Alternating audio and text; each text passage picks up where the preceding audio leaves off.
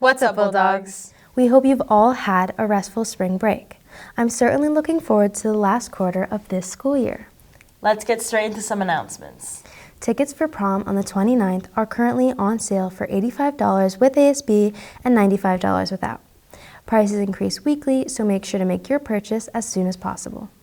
The Portola Music Department is holding a jazz night on Friday, April 21st. Make sure to attend to support all of the talented musicians.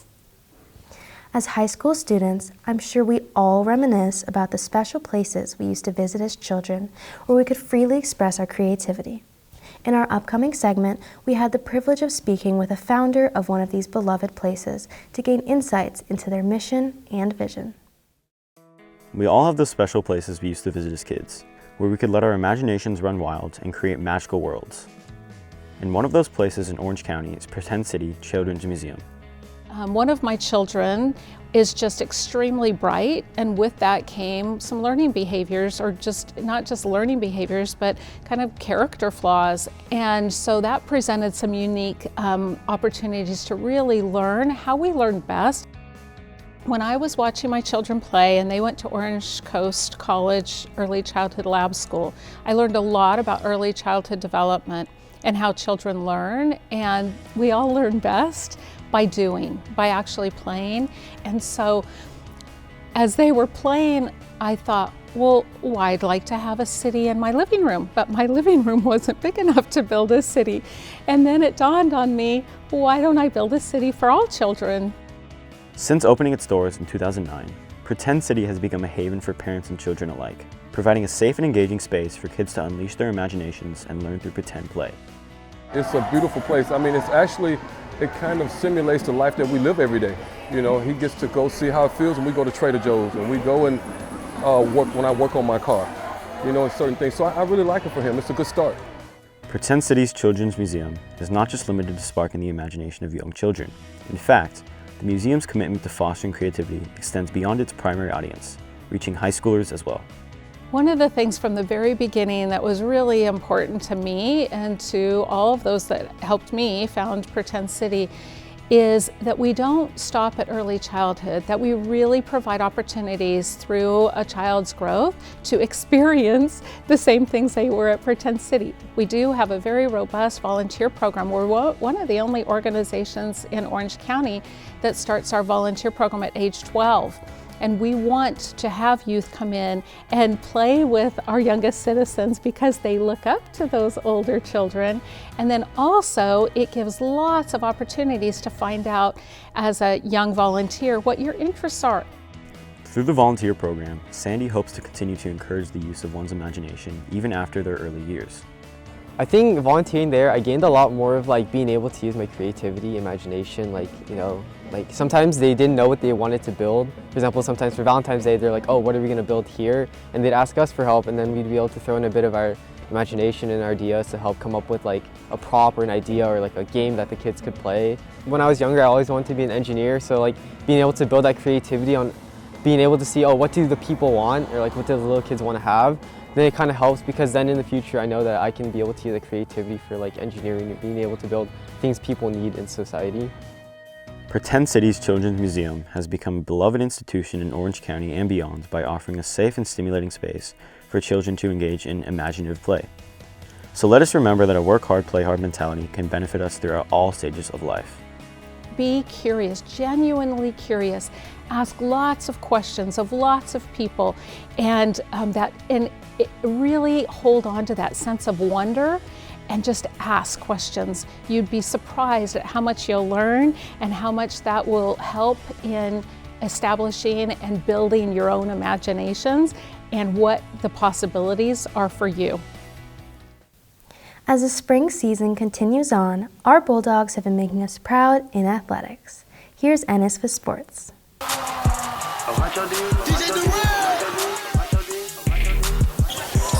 up, always take the risk. Living life, go hard and don't quit. Go hard, drip, splash like the ice on the wrist. That's a call I can't miss. Set my goals like a goal, hit the switch.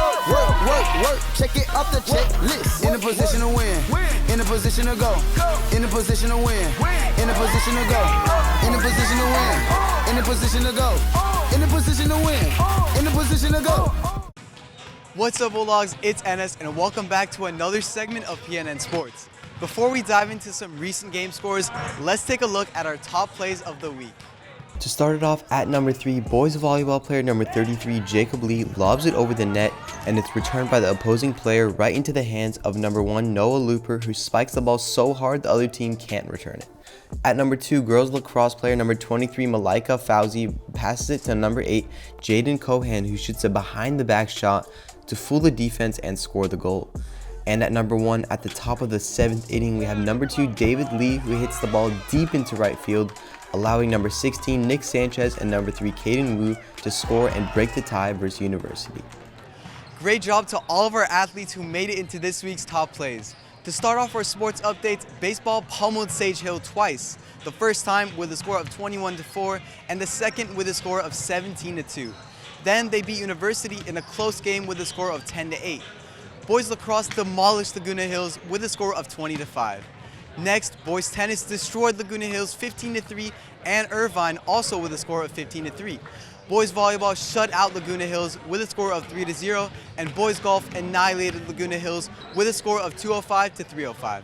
And finally, girls lacrosse keeps building on their 7-game win streak with wins over Segerstrom with a score of 19-2, Laguna Hills with a score of 21-7, and University with a score of 16-5. With these huge wins, they are now tied for first in league. On another note, girls lacrosse player and senior Amy Bebawi got her 300th save for the team in their game against Laguna Hills, and senior Jaden Cohan also got her 100th goal in their game against University. Congratulations to both of you for these incredible achievements. Well, that's it for this week's updates on PNN Sports. Now, let's pass it back to Seraphina and Andrea. As we welcome the warmth of spring, the world around us transforms with vibrant hues of blooming flowers.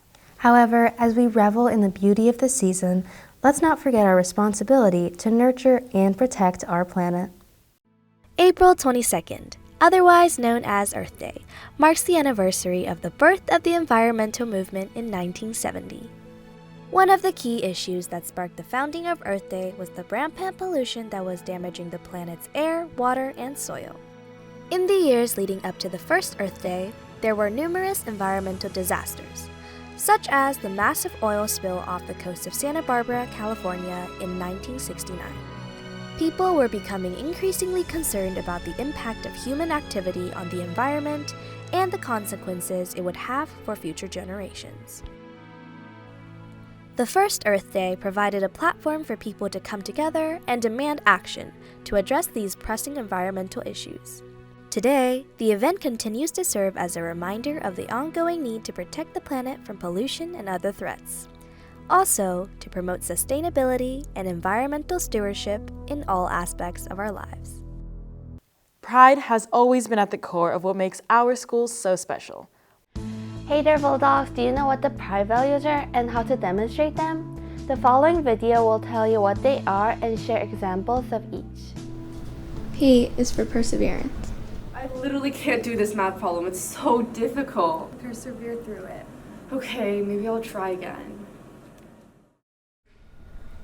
R is for respect. All right, everybody, get out your books because today we're going to discuss Macbeth. Macbeth is a tragedy. Excuse me, can you please turn that down? It's a little distracting. Sorry, guys. Yeah, thank you so much, though. Abandon his morals and bring about the near destruction. I is for integrity. Start your pop quizzes now.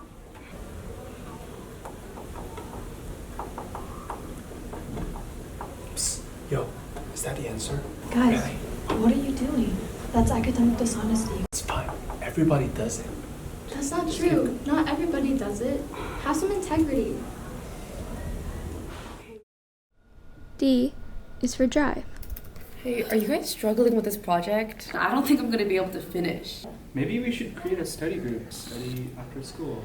What time works for you guys? I think like 3 o'clock in the library would be good after for all of us. Yeah, like today, 3 o'clock? Yeah. Okay. E is for empathy. Hey, is everything okay? Yeah, there's just a lot going on with school right now. We're here if you need us to help you catch up, okay? Thank you. Of course. Yeah. We hope you enjoyed these examples of each pride value, and we encourage you to go out into the community and take pride in your actions. One fellow student at Portola shows an incredible amount of perseverance and drive in his journey in a particular sport. Many Portola students feel pressure from school and often struggle to maintain a positive attitude. And for this one student, he takes pressure as an opportunity to grow. I'm Taisho Shiono, and I'm a junior at Portola High. Taisho learns this from a specific Japanese martial art. I started Kendo about a decade ago, so when I was 6 or 7. And my dad's been doing Kendo since he was young. And as a kid, I'd always see him leave the house to do sword fighting. So I was always excited to start as soon as possible. Kendo's taught me all about the values of discipline and respect, especially because within the Kendo community, there's a hierarchy. So you always have to respect your elders, your senseis, but even respecting your peers and your opponents that you face in battle. Taisho especially looks up to his dad, who has played an important role in Taisho's Kendo journey. I'm Sho Shiono. I'm a sensei here at Costa Mesa Kendo Dojo, and I'm Taisho's father. I think Taisho is pretty cerebral and controlled, and in Kendo there's different types of practitioners, and I think it's really allowed him to enhance his strengths of thinking through strategy and executing in pressure situations. And Taisho knows all about pressure situations. I think compared to other sports, Kendo tournaments, when you lose, you're out of the tournament. So sometimes it can be frustrating, especially because it places so much importance on showing respect and being disciplined. It's frustrating to be able to still be grateful and thankful to your opponent and to the senseis right after you lost the match. Over the years, Taisho's perseverance finally began to pay off. He puts in the effort, and I think several years ago at the U.S. Championship, he was able to be part of the gold medal winning team, and that was pretty significant for us. Taisho's friends, too, recognize the hardworking, respectful attitude he has gained from Kendo. Taisho's a very reliable person. I think that's probably the best way to describe him. Taisho's always been somebody who follows through. He's probably one of the busiest people that I know. He's always doing something, he's always working hard. And Kendo is a big reason why Taisho is able to work hard and stay positive. In school, I think there's always a lot of pressure and it can be very stressful. But for me, it's been really helpful in that the pressure has helped me not only relieve some of that stress, but turn it into motivation and energy to be able to, study as hard as I can. There's a quote in Kendo. In Japanese, it's utte kancha, utarete kancha. And in English, that means thankful to hit or to strike, and thankful to be striked or to be hit. And that also brings that's also such a huge part of the values of Kendo that it's taught me. And it means always being grateful for when you win and when you strike other people, but also being grateful for what losing teaches you. Taisho's dedication to the art of Kendo has instilled lessons in him that he will carry on for the rest of his life. Thank you, Taisho, for sharing your inspiring story. Many of our students have a shared passion for gaming.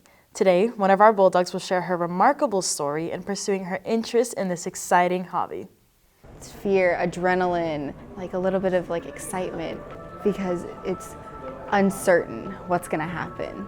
The feelings of a competitive Valorant match are intense, but the story behind the player is even more powerful. Hi, I'm Melissa Bowman, and I'm a senior at Portola. I really started getting into playing games COVID of freshman year. I had joined a friend group, and because we couldn't go out, it was a nice group activity. And so, we all just kind of have common ground and have something to enjoy together. But with great success comes challenges, and Alyssa faced one that struck her. I have experienced a lot of sexism during my few years as a gamer. It's sort of disheartening to see how few girls there are in my games, just because they're afraid. Not having the support of another female and just being constantly torn down by guys that play the game, saying that you're not good enough, you're not on the same skill level as us. It's kind of hard to want to continue.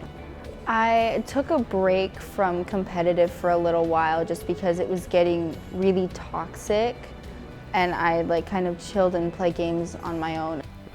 Fortunately, a fellow gamer stepped up and supported Alyssa when everyone else around her was doing the opposite, and it made all the difference. Hi, my name is Dean Berger. I'm in 12th grade and I go to Portola High School. We kind of enjoyed playing games together. We start off with Valorant. Yeah, Dean kind of helped me, and he still does to this day, where we get toxic teammates and he's just like, you know what? Who cares what they have to say? I think that's when our bond got a little bit better, just gaming-wise and even friendship-wise. It's helped a lot, you know, because like playing with friends and you get made fun of, it tears you down. So having that support is, you know, really helpful. Luckily, the hardships Alyssa faced weren't pointless. She gained the courage to remain confident even in a male-dominated activity, and she even hopes to use these lessons in the future. I want to go into computer science, and that is a male-dominated career. If someone decides that they want to tear me down just because I'm a girl in a male-dominated field, you just got to keep moving forward. You cannot let them tear you down. If it's something that you want to do, something that you want to pursue, you cannot let someone that you don't know stop you. So with the support of her friend and the confidence to face sexism, Alyssa became a great gamer and aspires to become a great computer scientist. Thank you, Alyssa, for sharing your inspiring story. Well, that'll be all for us today. We'll see you next time on PNN. Why are you recording? He's trying to get bloopers. I took my ticket for the long. Bro, why do we have the sports iPad?